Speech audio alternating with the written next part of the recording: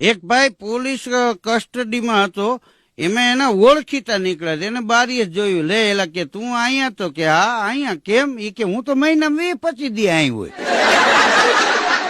કે ભાઈ અહીં કેવી રીતે? એ કે મારી સગાઈ નહોતી થતી ને, એટલે કે પછી એના ગામમાં હું કે રોજ 2-3 કોથળી નાખી જાઉં, તો દિવસ ગામમાં કાઢી નાખું, અને સાંજે એ કે અહીંથી નીકળું તો સાહેબ પકડી અને કસ્ટડીમાં પૂરી દે. તો મને અહીં મજા આવે કે ઉપર પંખા ફરતા હોય ને પાથરવાની ચટાઈ ને ઠંડા પાણીની માટલી, સવારમાં ઉઠું તો ચા ને ગાંઠિયા આવે ને પાછા સાહેબ મને કે કાઢી મૂકે. તો વળી કે ગામમાં જઈને શું પૂછો છો મુજને, હું શું કરું છું? આ કસ્ટડીમાં એ કેમ આ જારીના કેટલા હળિયા છે ને મોટા, એ મને ખબર છે, બોલો.